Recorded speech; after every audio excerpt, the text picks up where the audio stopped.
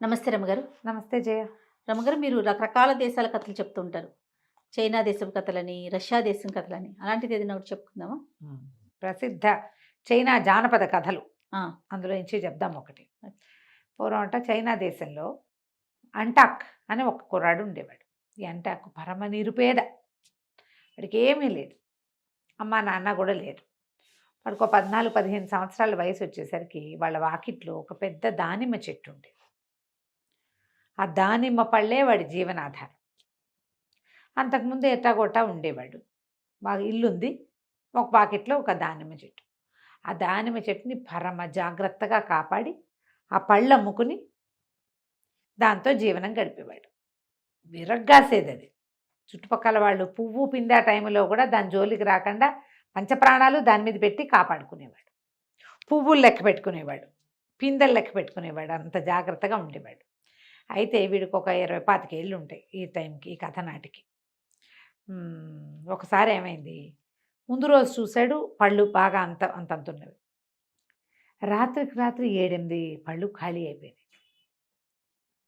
ఎక్కడా మనిషి వచ్చిన ఆనవాళ్ళు అయితే లేదు, పళ్ళు మాత్రం లేవు. ఒక 2 రోజులు 3 రోజులు పగలల్లా కాపలా కాసాడు, ఏమీ అవ్వాలి. రాత్రిపూట ఏదో జరుగుతోందని రాత్రిపూట కాపలా కాసాడు. కాసేసరికల్లా ఒక రోజు 2 రోజులు నిద్రపోయాడు. పళ్ళు పోతున్నాయి, రోజుకి 7, 8, 7, 8 పళ్ళు చొప్పున. 4వ రోజు కనిపెట్టాడు ఒక నక్క. అది గోడ మీద నుంచి ఎగిరి పళ్ళు తెంపేసుకుంటోంది, తినేస్తుంది, పట్టుకుపోతుంది అక్కడి నుంచి. ఆ నక్కని పట్టుకున్నాడు. దాని తోక దొరికింది కానీ పారిపోయింది. 2వ రోజు ఏం చేశాడు, ఆ గోడ పక్కన తుమ్మ జిగురు పోసేసాడు. సాయంకాలం జిగురు బంక అంటారు కదా, అది పోసాడు. అది ఎగిరేటప్పుడు ఒక్క ఎగిరి గోడ మీద నుంచి చెట్టు మీదకి ఎగురుతుంది. మళ్ళీ అది గోడ దిగాలంటే గోడ కిందకే కాదు దూకాలి, అంతే కదా. అది ఇప్పుడు దూరం నుంచి ఒక్క ఎగిరి గోడ మీద ఎక్కుతోంది, కానీ దిగేటప్పుడు దూరం దూకదు, గోడ కిందకి దూకాలి. ఆ కింద పోసాడు. అదేం చేసింది, ఆ బంకలో దూకేసి పట్టేసుకున్నాడు. దొంగ మొహం, నా జీవనాధారం పాడు చేస్తావా, ఇన్ని రోజుల నుంచి తింటున్నావు, ఎన్ని తింటే నీ పొట్టకు సరిపోతుంది, నీ మొహం అండా అని నన్ను తిట్టేసరికి నక్కంది, వదిలే నన్ను వదిలిపెట్టు, పళ్ళు చాలా రుచిగా ఉన్నాయి, అందరి దొడ్లలోనూ పుల్లకాయలు, మీ ఇంట్లో ఈ దొడ్లోది ఒకటే, పెరట్లోది చక్కగా తీయగా ఉంది, అందుకే తినాలనిపించింది, అయినా నన్ను వదిలే, నీకు కావలసినంత డబ్బిస్తా. డబ్బేమిటి, నీకు రాజకుమార్తె నుంచి పెళ్లి చేయిస్తాను నేను అనేసరికి అంటాక ఆశ్చర్యపోయాడు. ఏమిటి నీ వల్ల అవుతుందా అన్నాడు. నా వల్ల అవ్వందే లేదండి, నా వల్ల అవ్వందే లేదు, ఏది కావాలంటే అది చేయిస్తా, కానీ నన్ను వదిలేసి రాజకుమార్తె నుంచి పెళ్లి చేయిస్తాను నీకు అనేసరికి సరే ఒట్టు వేయించుకున్నాడు. ఒట్టు ప్రమాణాలు అన్నీ చేయించుకున్నాడు. సరే అని వదిలిపెట్టాడు. అదేం చేసింది ఆ నక్క, వీడిని వదిలేసి దొరికిన మిగిలిన కింద తెంపేసిన దానిమ్మ పళ్ళన్నీ బొక్కేసి అప్పుడు పోయి రాజుగారింటికి వెళ్ళింది. నక్క ఎట్టా మాట్లాడుతున్నాను అడగండి, ఇది కథ. రాజుగారింటికి వెళ్ళి, ఏమండి మీ దగ్గర రత్నాలు అవి జల్లించే జల్లెళ్ళు ఉన్నాయట కదా, రత్నాలు జల్లించే జల్లెళ్ళు కావాలి, మా రాజుగారి దగ్గర బోళ్ళని రత్నాలు వైఢూర్యాలు ఉన్నాయి, జల్లెడు విరిగిపోయింది, ఇవ్వండి అంతే. రాజుగారు ఆశ్చర్యపోయారు. ఏ రాజుగారు అని అడిగాడు. అంటాక్ మహారాజు అండి అని చెప్పింది. అంటాక్ మహారాజు గారికి రత్నాలు జల్లించే జల్లెడ కావాలి. సరే ఆ జల్లెడిచ్చారు. జల్లెడి చేత్తో పుచ్చుకొని వచ్చేసింది. మర్నాడు ఏం చేసింది, దానికి అడవిలో అన్ని చోట్ల ఈ రత్నాలు అవి బాగు చేసే దుకాణాలు అవన్నీ తెలుసు దానికి. అన్ని చోట్లకి వెళ్ళి తోక అంటించి సన్న రజనంతా అంటించి తీసుకొచ్చింది. రత్నాలు అవి బాగు చేసేటప్పుడు ఇలా ఇది పెడతారా, రవ్వగా రాలుతాయి ముక్కలు. అక్కడ దీన్ని కూర్చు తోక పెడితే ఏమవుతుంది, తోకకు ఒక స్టాటిక్ కరెంట్ ఉంటుంది, ఇట్లా చిన్న నెరుసులు అంటుకుంటాయి. అవన్నీ పట్టుకొచ్చి ఈ జల్లెట్లో గాళ్ళు ఉంటాయి కదా, అక్కడ చోట చిట్టి ముక్కల్ని ఇరికించింది. వజ్రాలు వైఢూర్యాలు పచ్చలు కెంపులు నీలాలు బోళ్ళలు రంగులు అన్నీ ఇరికించింది. అంటే అన్ని రంగుల రాళ్ళు అందులో జల్లించారనమాట. 3వ రోజున పట్టుకెళ్ళి జల్లెడిచ్చేసింది. ఆ రాజుగారికి బోళ్ళంత మంది కూతుళ్ళు ఉన్నారు. ఇదేదో అంటాక్కనే ఒక మహారాజు ఉన్నాడని, ఆయనకి జల్లెడ కావాలని ఒక నక్కొచ్చిందని తెలుసు వాళ్ళకి. రాజుగారు కూతుళ్ళు ఉండగానే ఈయన అది జల్లెడ పుచ్చుకొని తీసుకుపోయేసరికి ఈ నక్క అక్కడ పట్టుకెళ్ళింది. అది ఆ జల్లెడ ఇచ్చేసరికల్లా రాజుగారు ఏం చేశాడు, ఆ జల్లెడిని అటు ఇటు తిప్పి ఇట్లా నేలకేసి కొట్టాడు. ఏముందో చూడడానికి. మామూలుగా మనం ఏ పిండి జల్లిచ్చామో కింద కొడితే తెలుస్తుంది. జల జల రాలిపడ్డాయి అందులో ఇంచి. ఏమిటి? కెంపులు, రత్నాలు, నీలాలు, పచ్చలు. పచ్చలు, చిట్టి ముక్కలు. రాజకుమార్తె అలా రంగులు రంగులుగా పొడి పడేసరికి హే అని ఆ పొడంతా ఇట్లా ఇట్లా చేతులతో పట్టుకుని మెరుపులు చూసుకుంటున్నాడు. చూసుకుంటుంటే నక్కని అబ్బో మీకు ఇంత ఇష్టమని చెప్తే బస్తాల కొద్దీ తోలిచ్చేవాళ్ళంగా మరి మహారాజు గారికి చెప్పి అంటాక మహారాజు తోలిచ్చేవాడు మీకు. బస్తాల కొద్దీ ఇస్తారట. ఆహా. బస్తాల కొద్దీ ఇస్తాం కదా, వజ్ర వైడూర్యాలు. వజ్ర వైడూర్యాలు, రత్నాలు, మరకతాలు, మాణిక్యాలు ఓ. అనేసరికి రాజుగారికి ఏమనిపించింది, మహారాజుకి ఈ అంటాక్ ఎవడో ఓ పిల్ల నుంచి వాడికి పెళ్లి చేసి వాడిని అల్లుడిని చేసుకుంటే అవన్నీ మనకే అంతే అని చెప్పి, ఏమేనక్క మీ అంటాక మహారాజుకి వయసు ఎంత ఉంటుంది అంది. ఎంతేమిటండి ఓ 10 ఏళ్ళు ఉండవు అంతే అనేసరికి ఈయన కూతుళ్ళ కేసు చూసి ఆఖరి పిల్లకి ఒక 16-17 ఏళ్ళు ఉంది. ఆ పై పిల్లలకి ఇంకా పెళ్ళవల 2-3 ఉన్నారు. ఈ చిన్న పిల్లనిచ్చి పెళ్లి చేస్తే బాగుంటుంది. సరే ఆఖరి పిల్లనిచ్చి పెళ్లి చేస్తాను అనేసరికల్లా నువ్వు మధ్యలో మధ్యవర్తిత్వం చెయ్యి, మీ రాజుగారికి ఎట్లాగైనా మా పిల్లనిచ్చి పెళ్లి చేయాల్సిందేని అన్నాడు పెద్దరాజు. నక్కంది అట్లాగే అని చెప్పి పరిగెత్తుకుంటూ అంటాక దగ్గరికి వెళ్ళింది. రెడీ అయిపో, నీకు రాజుగారి చిన్నమ్మాయి నుంచి పెళ్లి చేసేందుకు ఏర్పాటు చేసి వచ్చాను అనేసరికల్లా అంటాక ఆశ్చర్యపడి ఏమిటి పెళ్ళే బాగానే ఉంది కానీ నాదే పెళ్ళి అంటే ఎంత సన్నాహం, నా దగ్గర ఏముంది దానిమ్మ చెట్టు తప్పిస్తే దిక్కులేదు నాకు, ఏం చేయాలంటే దానికి అంతాకి నేను చెప్తా కదా నువ్వు బయలుదేరరా అని చెప్పి మర్నాడు పొద్దునే బయలుదేరేసింది. బయలుదేరాక ఏం చేసింది, రాజుగారు ఒక ఏరు దాటాక రాజుగారి కోట, ఆ ఏటికి ఉండుండి పొంగు వస్తూ ఉంటుంది. ఏరు పొంగుతుంది, పైనుంచి నీళ్ళు వస్తాయన్నమాట. అదే నువ్వు ఏట్లో దిగని మళ్ళోత నీళ్ళలో నుంచోబెట్టి ఇప్పుడే వస్తానని రాజుగారి దగ్గర పరిగెత్తుకుంటూ వెళ్ళి, అయ్యా మీరు పెళ్ళన్నారు, ఆమె ఆఖరి పిల్లని చేసుకోవడానికి అంటాక మహారాజు ఒప్పుకున్నాడు, బయలుదేరి తీశాను మీతో మాట్లాడతాడని నవరత్నాలు అవన్నీ బళ్ళకి ఎత్తిచ్చాడు బస్తాల కొద్దీను, మరి పెళ్ళికి సన్నాహం చేసుకున్నాడు. తీరా ఏరు దాటుతుంటే ఏరు కాస్త పొంగిపోయి రత్నాల బళ్ళన్నీ కొట్టుకుపోయాయి, రాజుగారి పెళ్లి బట్టలన్నీ పోయాయండి, ఆయన నీళ్లలో నుంచునున్నాడు, మరి ఏదైనా ఏర్పాటు చేయండి అనేసరికల్లా ఈ రాజుగారు ఏమంటాడు, కాబోయే అల్లుడిని తెచ్చుకోవద్దు, రత్నాలు ఏముంది బస్తాలు పోతే పైన మళ్ళీ ఉంటాయి వీళ్ళ దగ్గర అని చెప్పి ఏం చేశాడు, పెద్ద పెద్ద బళ్ళ నిండా బట్టలు నగలు అన్నీ వేసుకుని తీసుకొచ్చాడు. నీళ్లలో నుంచి అంటాకని బయటికి తెచ్చారు. చక్కగా పరివారం వచ్చి ఒళ్ళు తుడిచి మంచి బట్టలు తడిగి నగలు అవి ధరింపజేసి తీసుకుపోయారు. తీసుకెళ్ళాక సరే పెళ్లి చేసేశారు. పెళ్ళి అయిపోయాక పిల్లని పంపించద్దు, పెళ్ళి అయిపోయింది, అందరూ చాలా మెచ్చుకున్నారు. కుర్రాడు చక్కగా చాకులాగా ఉన్నాడు, బోల్డ్ ఆస్తిపరుడు, రాజు, రత్నాలు వజ్రాలు జల్లెలతో జల్లిస్తారని చెప్పుకున్నారు. సరే కథ అంతా అయిపోయింది. పెళ్లి తర్వాత ఇవ్వాల్సిన విందులు వినోదాలు కూడా జరిగిపోయినాయి. ఎవరు మీ చుట్టాలు రాలేదేమిటని అడగల రాజుగారు. నక్కేం చెప్పిందంటే వాళ్ళకి ఇలా వాళ్ళని వీళ్ళని అందరినీ పిలిస్తే చాలామంది వాళ్ళ పిల్లల్ని చేసుకోమంటున్నారు, నేనే మాట్లాడి పెట్టాను కాబట్టి చుట్టాల పక్కల గురించి అడగబాకండి, వాళ్ళు ఎవరైనా వస్తే తలకాయ నింపాలి. ఓహో, మనకేం కావాలి, ఆ మంచి కుర్రాడు లట్టుగా పట్టేయాలి, పట్టేశాం అంతే. అక్కడి నుంచి పెళ్ళి అయిపోయింది, ముచ్చట్లన్నీ తీరాక ఇప్పుడు నక్కని పిలిచాడు అంటాకు. ఇప్పుడు మా ఇంటికి తీసుకెళ్ళాలంటే మనకేముంది గతి ఎక్కడ అంటే, నువ్వేం కంగారు పడకు, నిన్ను బ్రహ్మాండమైన కోటలో స్థిరపరిచే పూచి నాది, దానిమ్మ చెట్టు మాత్రం నాకు వదిలేయాలి నువ్వు. ఓహో సరేనన్నాడు. అక్కడి నుంచి రాజుగారికి ఏం చెప్పింది, బయలుదేరి తీస్తే రాజుగారు మా రాజుగారు మీ పిల్లని తీసుకుని ఇంటికి వెళ్ళిపోతాడని. రాజుగారు చక్కగా ఒక పెద్ద సైన్యాన్ని 100 మందిని ఇచ్చాడు, ఓ 25 మంది పనివాళ్ళని ఇచ్చాడు అమ్మాయికి సహాయం చేయడానికి. అక్కడి నుంచి 2-4 మేనాలు, బట్టిండా, నగలు, బట్టలు, పిల్ల చిన్నప్పటి నుంచి వాడుకునేవి, అమ్మాయి జవహరి అంతా ఉంటుంది కదా, బాల తొడుగు అవన్నీ సర్దిచ్చారు. వీళ్ళు పెద్దగా ఒంటెల మీద బయలుదేరారు. గుర్రాల మీద, ఒంటెల మీద, గాడిదల మీద సామాన్లు వేసుకుని మళ్ళీ పిల్లకి సంవత్సరానికి సరిపడా సరుకులు ఇస్తారట అక్కడ. అవన్నీ ఇచ్చారు. శాస్త్రానికి అక్కడ బోర్డు లేవు, వీళ్ళు ఇవ్వాలి కాబట్టి ఇచ్చారు. మేము చిన్నపిల్లకి ఏమి ఇచ్చారు అంటే చెప్పుకోవాలి. అదే ఇవన్నీ బయలుదేరాక ఇవి నక్క పరిగెత్తుకుంటూ ముందుకెళ్ళిపోయింది. బాగా వెళ్తే ఒక వర్తకుల బిడారు వెళ్తోంది, ఒంటెల బిడారు. బిడారులో వాడిని కనపడి, బందిపోటు దొంగలు వస్తున్నారు, జాగ్రత్తగా ఉండండి అని చెప్పేసరికల్లా వర్తకుడు వెనక్కి తిరిగి చూస్తే ఈ అంటాక్ రాజుగారితో ఎంతమంది బయలుదేరారు, 100-200 మంది బయలుదేరారా, గుర్రాలు, లొట్టిపెట్లు ఇన్ని రకాలు ఉన్నాయా, వాళ్ళందరూ వస్తుంటే దుమ్ము రేగదు. ఆ దుమ్ము చూసేసరికి వీడికి భయం వేసింది, అమ్మో బందిపోట్లే, ఏం చేయాలంటే ఒక ఉపాయం ఉంది. వాళ్ళు వచ్చేటప్పుడు వాళ్ళలో ఎవరైనా ముందొచ్చి ఈ బిడారు ఎవరిది అని అడుగుతారు, నువ్వు అంటాక్ మహారాజు గారిదని చెప్పు, ఒంటెల బిడారు అంటాక్ మహారాజు గారిది, ఆ మాట చెప్తే నిన్ను వదిలేస్తారు. అంటాక్ మహారాజు అంటే బందిపోట్లకి గుండె టెర్రర్ ఓహో. అని చెప్పింది. సరే, ఇంకా ముందుకు పరిగెత్తింది. ఒక గొర్రెల బిడారు కనపడింది. ఒక 1000 గొర్రెల్ని కొంతమంది తోలుకుపోతున్నారు. వాళ్ళని కూడా బెదిరించింది. వెనక్కి తిరిగి చూడండి, బందిపోటు దొంగలు వచ్చేస్తున్నారు చెప్పేసరికల్లా హడిలిపోయారు. అయ్య బాబాయ్, బందిపోట్లు వస్తే ఇంకేముంది, మమ్మల్ని చంపేశారంటే 1000 గొర్రెలు తోలుకుపోతారు. ఇప్పుడు ఏం చేయాలన్నారు. ఏమి చేయక్కర్లా, ఈ బిడారు వచ్చి మిమ్మల్ని అడుగుతుంది, ఎవరు ఏమిటి అని వాళ్ళు అడుగుతారు. అంటాక్ మహారాజు గారి గొర్రెలు అని చెప్పాలి మీరు. ఒంటెలు. గొర్రెలు, ఇది గొర్రెలు బిడారు, మొదటిది ఒంటెలు, ఇది గొర్రెలు బిడారు అని చెప్పండి. వాళ్ళు మిమ్మల్ని వదిలేసి వాళ్ళ దారిని వాళ్ళు పోతారు. అక్కడి నుంచి వెళ్తూ ఉంటే ఒక పల్లెటూరు, దాని నిండా ఆవులు మేకలు. వాళ్ళని బెదిరించింది. ఇక అందరినీ ఇదే పని. వాళ్ళకి చెప్పింది, మీరు వీళ్ళు వస్తున్నారు, బందిపోట్లు వస్తున్నారు, ప్రాణాలు రక్షించుకోండి అంటే ఉనికిపోయారు జనం.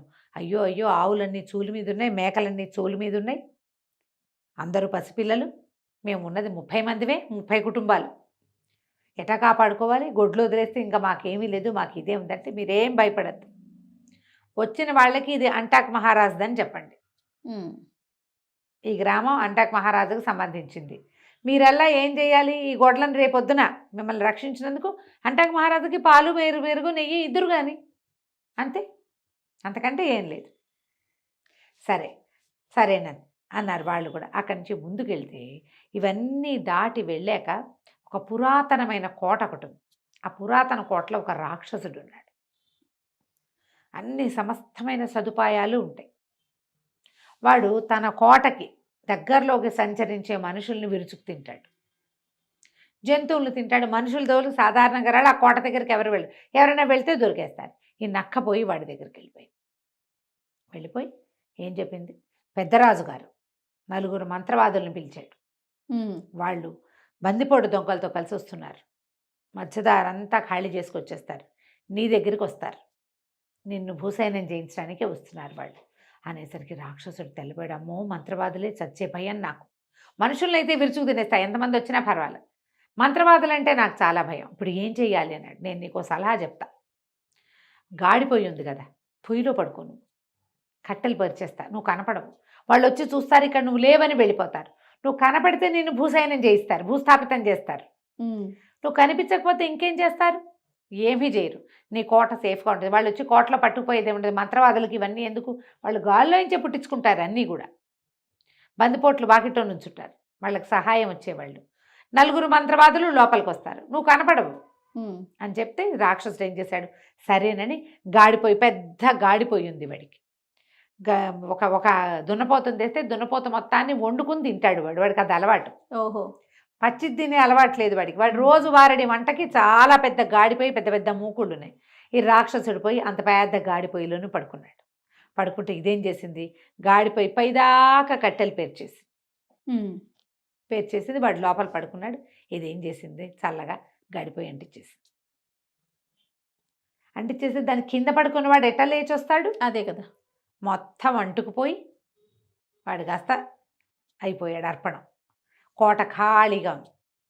ఈ వచ్చే దారిలో అంటాక్ మహారాజుకి ఒంటెలు బిడారు వాళ్ళు, అంటాక్ మహారాజు గారివి ఇవి అని చెప్పారు కదా, వాళ్ళు ఏం చేశారు, ఓ 4 ఒంటెలు ఇచ్చి అంటాక్ మహారాజు గారికి ఇవ్వండి అని పంపించారు. అంటాక్ మహారాజు ఎవరో వాళ్ళకి తెలియదు.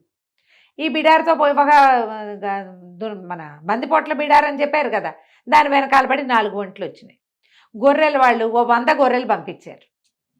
ఆ ఊరి వాళ్ళు 4 ఆవులు, 4 మేకలు, 4 చిన్న దూడలు, అక్కడి నుంచి పోయింద పాల దుత్త, పెరుగు దుత్త, నెయ్యి దుత్త పంపించారు.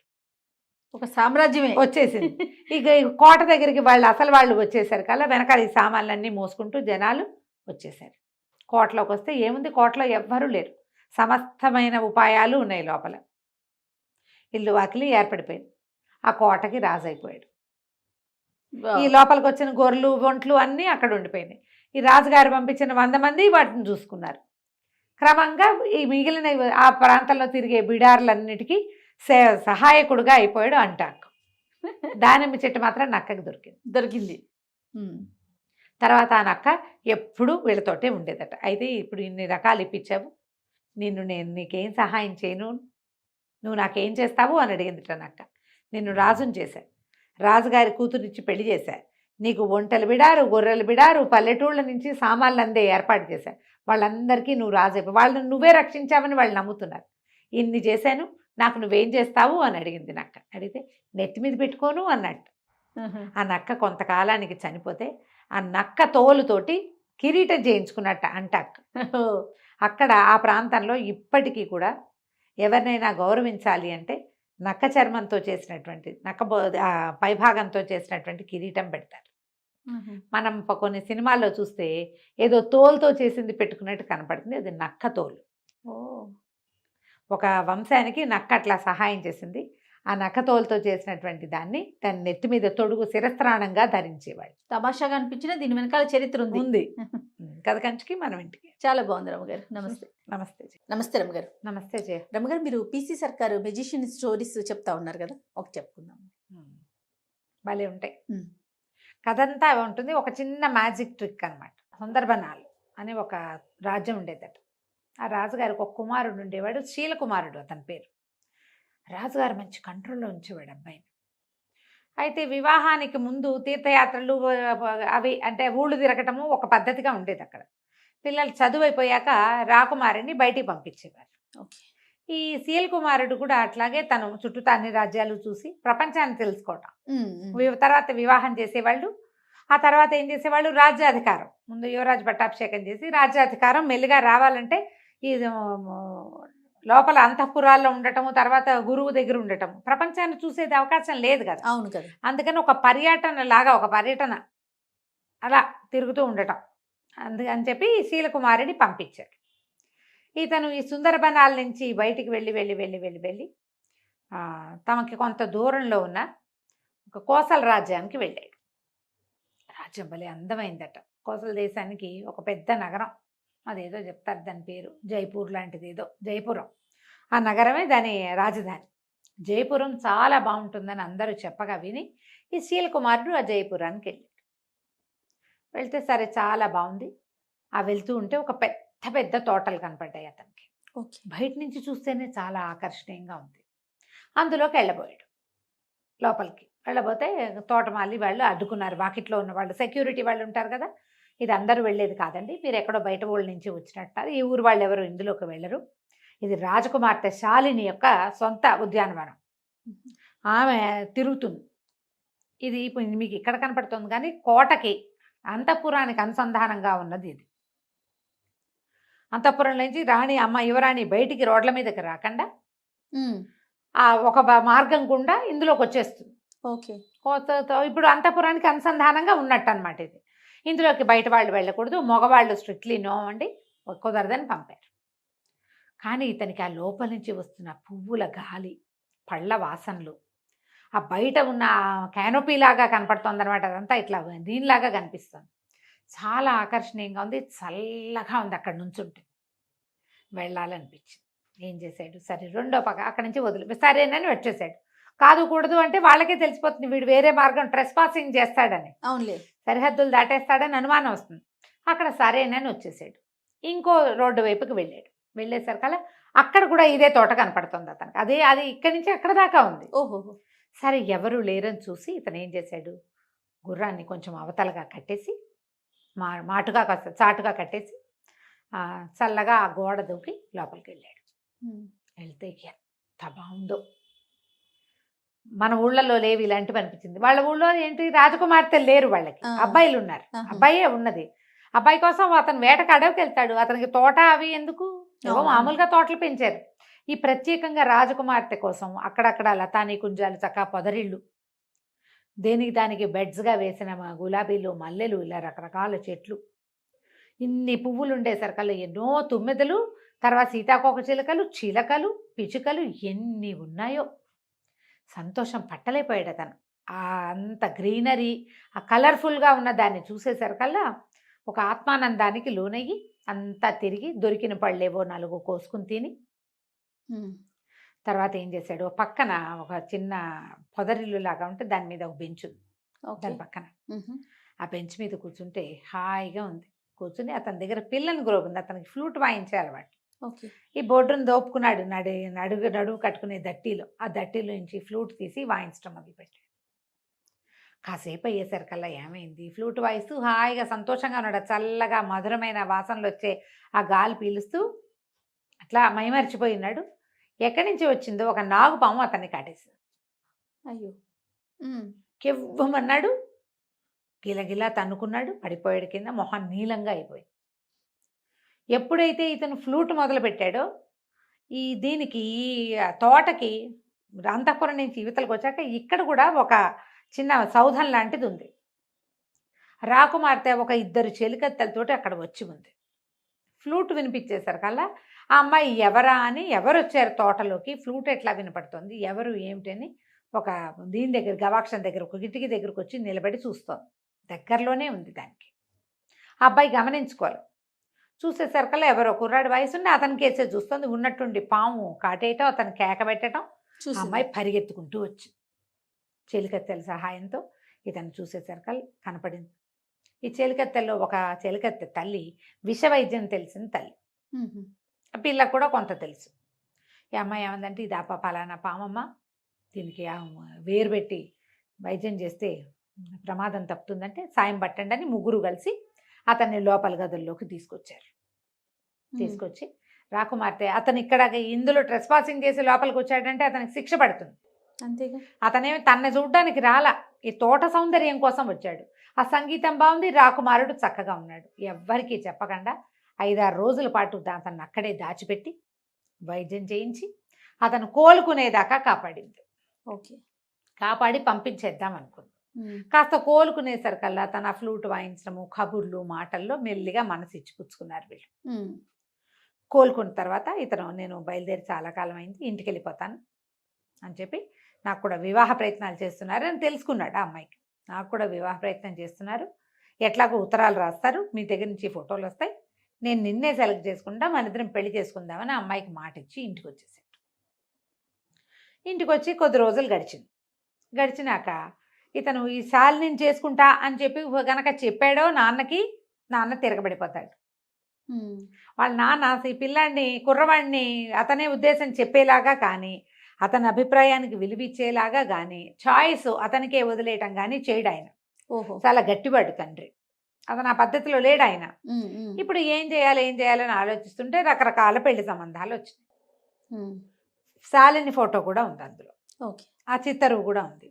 అన్నీ చూసిన తర్వాత ఇతను శాలిని ఉంది చెప్దామనుకున్నాడు. తండ్రి, మంత్రి గారు, రాజగురువు ముగ్గురు కలిసి స్క్రూటినీ చేసి వాటిని ఏం చేస్తారు, అన్నీ చూసి ఈ అమ్మాయి తండ్రి ఎంతమంది ఫైనలైజ్ చేస్తారు కదా, ఇవన్నీ చూసేసి చివరికి 3 సంబంధాలు తేల్చారు. ఆ 3 శాలిని లేదు. ఏం చేయాలో తెలియలా, దిగులుగా అయిపోయాడు. వెళ్ళొచ్చిన దగ్గర నుంచి అతని ధోరణి మారిందని, ఇప్పుడు ఈ పెళ్లి సంబంధాలు చూడటం మొదలుపెట్టాక ఇంకా మొహం వేళ్లాడేసి ఉంటున్నాడని కనిపెట్టాడు మంత్రి గారి కుమారుడైన దేవదత్తుడు. ఓకే. ఏమిటో ఇలా డల్గా ఉన్నావు ఏమిటి అని ప్రశ్నించేసరికి ఇంకెవ్వరికి చెప్పలేక ఈ శీల్ కుమారుడు ఏం చేశాడంటే దేవదత్తుడికి చెప్పాడు ఈ సంగతి. నేనేం చేయను, నేనేమో అమ్మాయికి మాటిచ్చి వచ్చాను, తను నచ్చింది నాకు, నా ప్రాణం కాపాడింది, అమ్మాయి చాలా బాగుంది, రాజ్యము వాళ్ళ ఏర్పాట్లు మరీ బాగున్నాయి, మా నాన్నగారేమో తేల్చిన సంబంధాల్లో శాలిని లేదు. అక్కడికి రాజగురువు మంత్రి గారు అబ్బాయిని అడగండి అంటే, ఏం పర్వాలేదు, నేనే సెలెక్ట్ చేస్తే మా అబ్బాయి అది చేసుకుంటాడని మొదలుపెట్టాడు ఆయన. అబ్బాయి నేను చేసుకోనని అనలేడు, అందరి ముందు పరుగు పోతుంది తండ్రిది. ఏం చేయాలో తెలియట్లేదు అంటే దేవదత్తుడు అన్నాడు, దానికే ఉంది, మనకి మంత్రవాది ఒక ఆయన ఉన్నాడు, అంటే ఐంద్రజాలికుడు, అదే మంత్రవాది అని అనకూడదు, ఇంద్రజాలం చేస్తాడు, ఆయన పేరు ఏదో భయంకర లాంటిది పేరు, ఆయనతోటి మాట్లాడదాము, ఏదైనా సలహా చెప్తాడని అక్కడికి వెళ్ళి, రాకుమారుడు ఇట్లా ఒక అమ్మాయిని ప్రేమించాడు, రాజకుమార్తెనే, కానీ తండ్రి గారు సెలెక్ట్ చేసిన సంబంధాల్లో ఆ సంబంధం లేదు, ఏం చెయ్యాలి అంటే అతను అన్నాడు, సరే నేను చెప్తాను లేవు ఉపాయం, చూద్దామన్నాడు. చూద్దామన్న తర్వాత సరే మంత్రి గారు వీళ్ళంతా సంబంధాలు తీస్తున్నారుగా, ఈ 3 సంబంధాలు ఈ అబ్బాయికి చూపించారు. ఆ అబ్బాయి నేను తేల్చుకోలేకపోతున్నానని చెప్పాడు. తేల్చుకోలేకపోతున్నాను అనేసరికల్లా సరే ఈ 3 తేల్చుకోకపోతే అవన్నీ చూడని మొత్తం పటాలన్నీ పెట్టారు. మాట్లాడపోతే అప్పుడు ఇంద్రజాలికుడు కూడా వచ్చాడు, వాళ్ళు 4 మాట్లాడుకునే చోటు. అట్లా కాదు, ఇప్పుడు రాజకుమారుడికి కంటికి నచ్చడం కాదు, మనసుకి నచ్చాలి. అంతేగా. హృదయ ఫలకం మీద ఎవరి పేరుందో ఆ పిల్లని చేస్తే అతను సంతోషంగా ఉంటాడు, మన రాజ్యానికి అద్భుతమైన వారసులు కలుగుతారు, సంతోషం వల్ల రాజ్యం బాగుంటుంది అనేసరికల్లా మంత్రి గారు పక్కపక్కన హృదయ ఫలకాన్ని ఎవరు చూస్తారండి అన్నాడు. ఎందుకు హృదయ ఫలకాన్ని చూసేందుకు అవకాశం ఉందండి, మన దగ్గర బ్రహ్మాండమైన విద్య ఒకటి ఉంది, మీరు ఓ పని చేయండి, ఈ వచ్చిన రాజకుమార్తెల పేర్లన్నీ లిస్ట్ అవుట్ చేసి ఒక కాగితం మీద రాయండి, రాజకుమారుడు మనసుకి ఏ సంబంధం నచ్చిందో ఆ అమ్మాయి పేరుని ఆయన హృదయ ఫలకం మీద వచ్చేలాగా నేను చేస్తాను బాగుందిగా అని చెప్పాడు మన ఈయన ఐంద్రజాలికుడు.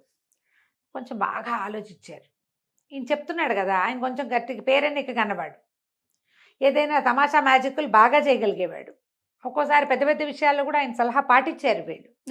అందుకని ఈ లోపల మంత్రి కుమారుడు దేవదత్తుడు అన్నాడు, ఇది చేసి తీరాలి ఇట్లాగే, అప్పుడే కదా ఇతనికి ఎవరు నచ్చారో మనకు తెలుస్తుంది అని అతను బలపరిచేశారు. కల్లా కుమారుడి మాట విన్న మంత్రి గారు కూడా మరి పిల్లలు కోరుకుంటారు, అది రాజకుమారుడి మాట కూడా ఇదే అయి ఉంటుంది అని ఆలోచించి సరే ఒప్పుకున్నాడు. ఒప్పుకున్నాక ఇతను ఐంద్రజాలికుడు అన్నాడు, ఈ ట్రిక్ ఇది నేను ఈ మంత్రం అందరి ముందు చేస్తా, మనం సభలో చేసి చూద్దాం కావాలంటే, రాజుగారు తిరిగిపోకుండా అనమాట. ఓకే, ఆ సంబంధం మనం వద్దనుకున్నామని ఆయన అంటాడేమోనని సభలో చేద్దామన్నారు. సరే రేపొద్దున ఆ పరీక్ష హృదయ ఫలకాన్ని సందర్శనం, మర్నాడు పొద్దున రాజకుమారుడు వచ్చి కూర్చున్నాడు. ఓకే, సభలో లిస్ట్ అవుట్ చేశారు, ఒక 15 సంబంధాలు రాశారు, పేర్లు అందరు యువరాణుల పేర్లు రాశారు. రాశాక ఏం చేశాడు ఈయన, బోల్డ్ అని మంత్రాలు చదివి రాజకుమారుడి చుట్టూతా ఇట్లా చేసి దిష్టి తీసినట్టు దాన్ని అంటించేశాడు. ఓకే, ఆ కాగితాన్ని అంటించేశాడు. కాగితం అంటించి దాన్ని ఒక పళ్ళెంలో వేసాడు. వేస్తే కాగితం అంటుకుపోయి మొత్తం కాలి బూడిదొచ్చింది. అంతేగా మసి వస్తుంది, మసి కాలిపోతుంది. కాగితం అంటుకుంటే ఎలా వస్తుంది, నల్లటి వస్తుంది కదా. సరే ఇతను ఏం చేశాడు, రాజకుమార మీ చొక్కా విప్పండి అని చెప్పి అతను షర్ట్ విప్పించారు. చొక్కా విప్పిన తర్వాత ఈ మసి తీసి రాజకుమారుడి గుండెల మీద ఇట్లా ఇట్లా ఇట్లా ఇట్లా రుద్దాడు. రుద్దంగానే ఒక పేరు ప్రత్యక్షమైంది అక్కడ, శాలిని అనుంది. అని ఆశ్చర్యపోయారు ప్రజలంతా. ఎట్లా వచ్చింది అంటే ఈయన మనసులో అంత గాఢంగా అమ్మాయి నచ్చింది, అది హృదయ ఫలకం మీద కనపడింది కదా, ఇంకేముంది శాలినితోటే పెళ్ళి అన్నారు. అక్కడి నుంచి కాకోసల రాజ్యానికి కబురు చేశారు, మీ అమ్మాయిని మా అబ్బాయికి చేసుకుంటామన్నారు. వివాహం అయిపోయింది, వీళ్ళంతా అక్కడికి తరలి వెళ్ళారు. తోటలోనే పెళ్ళి అడిగాడు రాజకుమారుడు, ఆ తోటలో బ్రహ్మాండంగా విందు చేశారు, అన్నీ హాయిగా అయిపోయింది. శాలినికి అక్కడ తోటలో విహరించడం అలవాటు కాబట్టి ఇక్కడ కూడా అలాంటి తోట నిర్మించడానికి అక్కడి నుంచే శిల్పులు తోటమాళ్ళు అందరినీ తీసుకెళ్తానని చెప్పాడు. బాగుంది. ఇంటికి వచ్చారు, సుందరవనానికి తిరిగి వచ్చేసారు. వచ్చిన తర్వాత ఆ రోజు రాత్రి పునఃసమాగమం అని గదిలోకి పంపించారు. ఈయన ఏం చేశాడంటే ఒక చక్కటి సబ్బు గిఫ్ట్ చేశాట రాకుమార్తెకి. రాజకుమారుడు శీలకుమారుడు శాలినికి ఇచ్చాడు. ఇచ్చేసరికి శాలిని ఏమిటి ఇంతకంటే గొప్ప బహుమతి దొరకలేదంటే, ఎందుకు ఈ బహుమతి దీనివల్లే నువ్వు నాకు దక్కేవు, లేకపోతే నువ్వు దక్కేదానివి కాదు, నేను మా నాన్నగారి మాట కాదనలేక చేసుకునేవాడిని అని చెప్పాడు. ఏం చేశారట, సబ్బు నానబెట్టి సబ్బుతోటి అతని గుండెల మీద శాలిని అని రాశారు. ఆల్రెడీ అది ఆరిపోయింది, ఆరిపోయి ఉండిపోయింది ఒంటి మీద. కడిగితే కదా పోయేది సబ్బు, ఈ మసి పూసేసరికల్లా అంటుకున్న సబ్బు మీద మసి అంటుకుని శాలిని అని కనపడింది. హృదయ ఫలకం దాని మీద రాసినట్టు కనిపించింది. ట్రిక్ చూడు, మ్యాజిక్ ట్రిక్, సూపర్. మనం ఏదైనా ఒక అక్షరాలు ప్రత్యక్షం లాగా చేయాలంటే ఇప్పుడు మన వాళ్ళు ఏం చేస్తున్నారు, రాసేసుకుంటారు పేరు దాని మీద, ఈ మన సెలోఫెన్ టేప్ తీసి ఇస్తే సరిపోతుంది. ఇప్పుడు కొత్త ట్రిక్కులు వచ్చాయి కదా, పాతకాలపు ట్రిక్. దీంతో ఈ రాజకుమారుడు రాకుమార్తెని పెళ్లి చేసుకున్నాడు. కథ కంచికి మనం ఇంటికి. బాగుందండి. నమస్తే రమగారు. నమస్తే రమగారు. నమస్తే జయ. రమగారు, ఇది నా కష్టార్జితం, చాలా కష్టపడి సంపాదించాను, నా కష్టార్జితం ఎటు పోదు అని కొంతమంది, ఇంత కష్టపడి సంపాదించానే నా కష్టార్జితమే పోయింది అని చాలా బాధపడేవారు కొంతమంది కదా.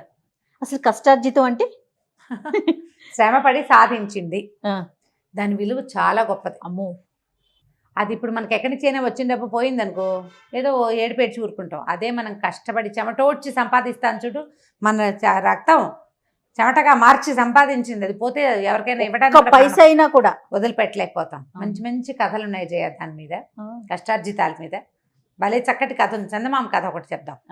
పూర్వం ఒక గ్రామంలో ఓ బ్రాహ్మణ ఆయన ఒక ఆయన ఉండేవాడు. ఆయన ఏదో వ్యాపారం చేసుకుని జీవించేవాడు. ఎక్కడికైనా వెళ్ళాడు. భార్య ఆయన ఇద్దరే, ఎవరు లేరు. పిల్లలు పెళ్ళిళ్ళు అయిపోయింటే వాళ్ళిద్దరే ఉండేవాళ్ళు. ఎవరింటికైనా వెళ్ళి మంత్రం ఏదో చెప్పేవాడు. ఏదో వాళ్ళు పావలా వరద ఇస్తే అప్పుడేముంది కాసులు, రాగి డబ్బులు, బియ్యము పప్పు ఉప్పు ఇస్తే అది వండుకుని తినేవాళ్ళు. అంతే, అలాగే బతికేవాళ్ళు. అయితే వాళ్ళకి ఒక పూరు గుడిసి ఒక చిన్న ఇల్లు ఉండేది. ఆ ఇంట్లో ఉండేవాళ్ళు. తలదాచుకునేందుకు గూడుంది, రోజుకు ఒక ముద్ద అన్నం, అంతకంటే ఏముంది. ఆయన అలాగే వెళ్ళేవాడు, వచ్చేవాడు. ఎక్కడైనా అవసరమైతే ఏదో చిన్న పని చేసుకొచ్చేవాడు, వాళ్ళకి సహాయం చేసేవాడు. వాళ్ళు ఇచ్చిన దాంతో గడిపేవాడు. అయితే భార్య అనేది ఎన్నాళ్ళు ఇట్లా పెద్దవుతామా, రోగమో రొష్టో రాదు, వానో వంగుడో వస్తుందా? వానాకాలం వస్తే నువ్వు ఎక్కడికి వెళ్ళలేవు, ఏమీ తేలేవు. వానాకాలం ఏం తినాలి? రోగమో రొష్టో వస్తే మనకి తిండి ఎవడు పెడతాడు? అదే కదా. ఇప్పుడు నువ్వు బయటికి వెళ్ళలేవు, అప్పుడు ఎట్లా మన గతి గడిచేది? బతుకున్నంతకాలం జీవయాత్ర కొనసాగాల్సిందే కదా. దానికి ఏర్పాటు చేసుకోవాలి. మనం ఏం చేయాలి? చీమల్లాగా కొంచెం రేపటికి ఒక 10 రూపాయలు పక్కన పెట్టుకోగలగాలి అని రోజు శతపోరేది. ఆయన ఏమనేవాడు, ఏదో శ్రమతో బతుకుతున్నామమ్మా, నడిచి తెచ్చుకుంటున్నాను అంతేను, అంతకంటే వద్దు అనేవాడు. ఇక అవగా కొన్ని రోజులు ఇట్లా గడిచేసరికల్లా ఆవిడ రోజు పోరేది. మొదట్లో అప్పుడప్పుడు అనేది, తర్వాత రోజు పోరుతుంటే ఏమంది, మన దేశపు రాజుగారు, ఆ ఊరు రాజుగారు చాలా ధర్మాత్ముట, దానాలు అవి చేస్తాట, మరి ఆయన దగ్గరికి వెళ్ళి ఏమైనా తేకూడదు అనేసరికల్లా సరే వెళ్ళాడు. ఓ రోజు మళ్ళీగా లోపలికి దొరికింది అవకాశం. అయ్యా, మీ కష్టానికి ఫలితం దొరికితే, మీ శ్రమకి ఫలితంగా ఏదైనా ఉంటే అది నాకు ఇవ్వండి అని అడిగాడు. రాజుగారు ఆలోచించాడు. శ్రమ, ఏం శ్రమ పడుతున్నాను నేను అని ఆలోచించుకున్నాడు. ఆయన ఏం శ్రమ పడ్డు, పొద్దున్నే లేస్తాడు, మంది మాగదులు వచ్చి స్తోత్రాలు చేస్తారు. వాళ్ళ స్తోత్రపారాయణం అయిన తర్వాత స్నానానికి లేవదీస్తారు. వాళ్ళు ఒకళ్ళు దొంగతారు, స్నానం ఒకళ్ళు చేయిస్తారు, బట్టలు ఒకళ్ళు ఇక దొడుగుతారు, లేదా వాళ్ళు ఇస్తే ఈయన తొడుక్కుంటాడు. తర్వాత ఆయన నడుచుకుంటూ వెళ్తాడు ఆస్థానంలోకి. మంత్రులు వస్తారు, కథలు చెప్తారు, కాకరకాయలు చెప్తారు, మాట్లాడతారు. ఇగో ఇక్కడ శిస్తులు అంటారు, అవంటారు, ఇవంటారు. భోజనం వేళవుతుంది, మధ్యాహ్నం భోజనం చేస్తాడు, వింజామర్లు ఎవరో వేస్తారు, ఈయన పడుకుంటాడు. సాయంకాలం లేస్తాడు, వ్యాహాళ్ళకి వెళ్తాడు, రాణిగారి దగ్గరికి వెళ్తాడు, ఎవరైనా వస్తే వాళ్ళతో మాట్లాడతాడు. మొత్తం మీద ఆలోచిస్తే నేనేం శ్రమ పడుతున్నాను అనుకున్నాడు రాజు. నా శ్రమ ఫలితం ఇది అని ఇవ్వడానికి ఏమి ఇవ్వాలో తెలియలే ఆయనకి. అయ్యా 2 రోజులు ఆగిరండి, ఇస్తానన్నాడు. ఈయన ఏమడిగాడు? అడిగింది నీ శ్రమ ఫలితం ఏదైనా ఉంటే అది ఇవ్వమన్నాడు. శ్రమపడి సంపాదించింది ఇవ్వాలి, అంతే. రాజుగారు ఏం బాగా ఆలోచించాడు. వాడు నిజమే, నేను ఏమీ శ్రమ పట్టల్లా, నా సంపాదన ఏది? ఈ రాజ్యం మా నాన్న ఇచ్చాడు, ఈ సంపద అంతా ప్రజలు ఇచ్చేది నాకు. శిస్తులు వసూలు అవుతాయి, పన్నులు కడతారు కదా, మనం మళ్ళీ దాన్ని ప్రజల మీద ఖర్చు పెడుతూ ఉంటాం. బొక్కసం కొంచెం నిండుతుంది. పెద్దగా యుద్ధాలు చేసింది ఏమీ లేదు, చిన్న రాజ్యం. ఆలోచించి మర్నాడు పొద్దున ఏం చేశాడు ఆయన, రాచ దుస్తులు పక్కన పెట్టి ఒక పాత పంచె అది తెప్పించుకుని కట్టుకుని తలపాగా చుట్టుకుని ఒక సామాన్యుడిలాగా ఊళ్ళోకి వెళ్ళాడు. ఏదైనా పని చేసి సంపాదించాలి. ఈయన వెళ్ళేసరికల్లా ఒక కుమ్మరి ఆవం పెట్టుకుంటున్నాడు. కుమ్మరి చక్రం పెట్టుకుంటారు కదా, మట్టి అంతా ఓ పక్కకు పోసాడు. కుమ్మరి ఆ మట్టి తొక్కాలి, దాన్ని బాగా తొక్కి స్వాధీనపరచాలి కదా మెత్తగా. అక్కడి నుంచి అక్కడికి వెళ్ళి ఉంచున్నాడు. ఆయన ఎవరండి అని అడిగాడు. బాబు ఏదైనా పని ఇస్తారా అన్నాడు. పని లేదు, నాకు పని కావాలి అనేసరికల్లా ఏమన్నాడు, ఎప్పుడైనా అలవాటు ఉందా తొక్కేవా మట్టి అంటే? తొక్కలేదండి ఎప్పుడు అన్నాడు. సరే నీకు చేత వచ్చినట్టు తొక్కు, ఇదిగో ఈ మట్టి తయారు చేశా కదా, అందులోకి దిగు, ఆ బురదలోకి, అది తొక్కు. తర్వాత నేను ఒక కుండలు చేసుకునే సమయానికి మట్టి తీసుకుంటాను, నేను ఈ లోపల మిగిలిన ఏర్పాట్లు చేసుకుంటాను అన్నాడు. ఈ రాజుగారు పోయి ఆ బురదలో దిగాడు. పంచె కట్టుకున్నాడు. బురదలో దిగితే ఏనాడైనా పని చేస్తేనా అది ఎట్లా ఇట్లా ఇట్లా ఇట్లా ఇట్లా తొక్కుతూ ఉండాలి. ఈ తొక్కుడు ఇక్కడ అయిన తర్వాత ఇంకో అడిగేసి తొక్కాలి. విసురుగా తొక్కితే ఢామని పడతారు, అంతేగా. ఆవన్లో మట్టి తొక్కే చోట విసురుగా తొక్కకూడదు. ఒక్క చోటే ఒక కాలు కింద పెట్టి ఒక కాలు పైకి పెట్టి అట్లా. ఆ టెక్నిక్ తెలియాలి, చేత కావాలి. పైగా బలం పెట్టి తొక్కటం, అది ఎంత తొక్కితే అంత నున్నగా వస్తుంది మట్టి. సాయంత్రం 4 రూకలు ఇస్తానని చెప్పాడు ఆయన, ఆ కుమ్మరాయన. మధ్యాహ్నం 3 గంటలైంది. రాజు అలసిపోయాడు, చెమటలు కారిపోతున్నాయి, కాళ్ళు పీకేస్తున్నాయి, ఆకలి వేసేస్తోంది, తలకాయ తిరిగిపోతోంది, మరి డబ్బులు కావాలి. సరే 3-4 అయ్యేసరికి ఆయన అన్నాడు, ఆ తొక్కించాలే రానాయన బయటికి అని. ఏనాడైనా పని చేసిన మొహమైనా నీది, ఏం పని చేసావు, ఇలా చేతకాని పనులకు దిక్కకూడదు, ఒప్పుకున్నాను కాబట్టి 4 రూపాయలు ఇస్తున్నాను, ఇదిగో ఏదో తింటావని అని చేతిలో పెట్టాడు. రాజుగారు హట్టాకట్టాగా పుష్టిగానే ఉన్నాడు. ఆయన కట్టుకున్న పాతగుడ్డల వల్ల ఆయన బీదవాడిగా కనిపిస్తున్నాడు అంతే. సరే ఆ 4 రూపాయలు చేత్తో పుచ్చుకున్నాడు. ఏం చేశాడు ఈయన, బాగుందనుకుని వెళ్ళి హంసతోలిక తలపం మీద పడుకున్నాడు. ఆ పూట కాళ్ళు పిసికించుకుని కాస్త కాళ్ళకి రెస్ట్ ఇచ్చి మర్నాడు పొద్దున్న తెచ్చాడు రెడీగా. బ్రాహ్మణ ఆయన మళ్ళీ వచ్చాడు. ఈ బ్రాహ్మణ ఆయన భార్య ఏమనుకుంది, రాజుగారు ఎల్లుండి ఇస్తానన్నాడంటే బళ్ళ మీద భోగభాగ్యాలు ఎత్తించి పంపిస్తాడనుకుని ఆవిడ సిద్ధంగా కూర్చుంది. ఈయన వచ్చాడు. ఈయన ఏమన్నాడు, రాజుగారు బ్రాహ్మడికి చెప్పాడు, అయ్యా నా శ్రమ ఫలితం ఇదిగోండి అని 4 రూకలు ఎత్తి ఆయన చేతిలో పెట్టాడు. ఆయన మహాప్రసాదం అని బ్రాహ్మణ ఆయన పుచ్చుకొచ్చాడు. ఆయన ఏమి ఎక్స్పెక్ట్ చేయట్లా, పుచ్చుకొచ్చాడు. పుచ్చుకురాగానే ఈయన చేతిలో ఊగించుకుంటూ వచ్చాడు. రొంటిని పెట్టుకున్నాడు. అవి ఊగించుకుంటూ వచ్చేసరికి ఆవిడకి అర్థం కాలే, ఏమంటే రాజుగారు ఏమైనా బండి అవి పంపిస్తుంటే బండి ఏమిటి, ఇదిగో ఈ 4 రూకలని ఇచ్చాడు అనేసరికి ఆవిడ గుండు మండిపోయింది. కాశీకి వెళ్ళి కొంగరెక్క తెచ్చినట్టు రాజుగారి దగ్గరికి వెళ్ళి 4 రూకలు తెచ్చావా, అవి 3 రూకలు పోపో అని తిట్టి మొగుడిని, మనకున్న యాయవారమే చాలు, ఈ రూకలు అక్కర్లే ఏం అక్కర్లేదని ఆ పక్కన పెరట్లో వాళ్ళకి వెనకాల చిన్న పెరడు ఉంది కదా పూరింటికి విసిరేసింది. ఆయన మళ్ళీ యథాప్రకారం చెంపుచ్చుకుని యాయవారానికి వెళ్ళిపోయాడు. అయితే కొద్ది రోజులకి ఒక 4 చిన్న చిన్న మొక్కలు మొలిచినాయి వాళ్ళ వెనకాల పెరట్లో. ఏదో చిత్రమైన మొక్క, వాటిని పెరగనిచ్చారు. అవి కొంచెం అంత పెద్దవి వేసారు కల్లా విచిత్రంగా అంతంత కాయలు కాసినాయి. ఏమిటో ఈ చెట్టు ఏనాడు చూడలేదు, ఈ కాయలు ఏనాడు చూడలేదు. ఏం కాయ చూద్దామని ఆ కాయ కొంచెం పక్వానికి రాగానే కోస్తే దాని నిండా ముత్యాలు ఉన్నాయి. ఇదేమిటి ఇట్లా ఉన్నాయి అని చూసి అన్ని కాయలు కోసారు. కాయలన్నీ కోయగానే కాయలన్నిట్లలోనూ ముత్యాలే ఉన్నాయి. ఈయనేమిటి, ఈ గింజ ఏమిటి అసలు, అది ముత్యాలు అనుకోలే వాళ్ళు, ఇదేమిటి ఇట్లా మెరుస్తున్నాయి ముత్యాల్లాగా ఉన్నాయి అనుకున్నారు. ఆ ముత్యాలు పట్టుకెళ్ళి ఆ ఊళ్ళో ఉన్న ఒక వ్యాపారస్తుడు చూపించారు. మేలి రకం ముత్యాలు ఇవి అని చెప్పాడు. నాకు ఇవ్వండి తీసుకుంటానన్నాడు. ఈయన ఇంటికి వచ్చేసరికి కాయలన్నీ కోసేసాడా, మళ్ళీ చెట్లు కొత్తగా పూత పూసినాయి. ప్రతి 10 రోజులకి కాయలు కాసేవి ఆ చెట్లు, ఆ 4 చెట్లు.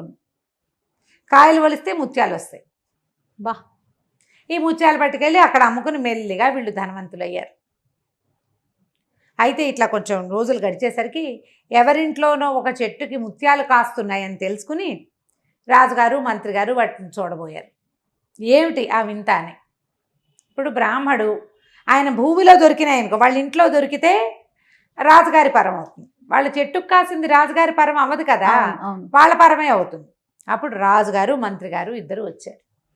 వచ్చి ఏమిటండి మీ ఇంట్లో ఏదో చెట్టుకి ముత్యాలు కాస్తాడో చూడడానికి రాజుగారు వస్తాను మంది వార్బలం అంతా వచ్చారు. రాజుగారు వచ్చేసరికల్లా ఆ బ్రాహ్మణ రాజుకు నమస్కారం చేసి ఆశీర్వాదం చేశాడు. రాజుకి గౌరవించి నమస్కారం చేశాడు. రాజును ఆశీర్వదించాలి బ్రాహ్మణ. మీరు ఒక 4 రూకలు ఇచ్చారు నాకు, ఆ 4 రూకల్ని బయట దొడ్లోకి విసిరేసింది మా ఆవిడ. ఆ రూకల్లోంచే మొలిచిన ఈ మొక్కలు, ఎక్కడ రూకలు విసిరిందో అక్కడే వచ్చినాయి, వాటికి ఈ కాయలు కాస్తున్నాయని చూపించారు. అప్పుడు రాజు ఆశ్చర్యపోయాడు. శ్రమ ఫలితం ఇది. అది ఒక వ్యక్తి శ్రమ పడితే దానికి ఇట్లాంటి అద్భుతమైన ఫలితం వస్తుంది. అందుకని ఆయన ఏం చేశాడట, ఆ రోజు నుంచి ప్రతి వాళ్ళు శ్రమించి పని చేయాలని. మంత్రి గారు వచ్చి ఇక్కడ ఆఫీస్లో కూర్చుంటాను కదా, రోజు మొక్కలకు గొప్పలు తవ్వటం ఏదో ఒక పని చేయాలి. శారీరక శ్రమ ఉన్న పని ప్రతివాడు చేయవలసిందేనని చాటింపేసేట. దానివల్ల అందరికీ ముత్యాలు రాలా, ఆరోగ్యాలు వచ్చినాయి. అంతే కదా, శ్రమ పడటం తెలిసింది, శ్రమకి విలువ. ఇది కష్టానికి విలువ. ఈ మొక్కలకి గొప్పలు తవ్వటం, ఈ గోడకి సున్నం కొట్టడం, ఇవన్నీ కష్టమైన పనులు. దానికి తగింది ఇవ్వాలి. ఒక రోజు పనే కదా, 1 రూపాయే ఇస్తానని కాకుండా ఓ రోజంతా ఆ సున్నం వేస్తే ఆ నొప్పి ఏంటో మనకు తెలుస్తుంది. అందుకని ప్రతివాడు శ్రమపడి పని చేయాల్సిందేనని రాజుగారు చాటింపేశారు. శ్రమకి విలువ అలాంటిది. సూపర్. ముత్యాలు రావు మనకి, రానే రావు, ఊహించొద్దు అసలు. కానీ దానికి సరి అయిన ఫలితం వస్తుంది. శ్రమకి ఫలితం ఇవాళ లభించకపోయినా రేపు తప్పక లభిస్తుంది. ఆ ఫలితం వచ్చినప్పుడు రమ్మగారు నిజంగా చాలా తృప్తి కలుగుతుందండి, చాలా సంతోషం కలుగుతుంది, చాలా సంతోషం. అది మాటల్లో చెప్పలేదు, అనుభవించే వారికి తెలుస్తుంది. కాబట్టి కష్టే ఫలి అన్నారు. 100% కష్టపడి ఫలితాన్ని పొందండి. అంతే కదా. సూపర్ రమ్మగారు. Thank you. నమస్తే. Thank you Jaya. నమస్తే.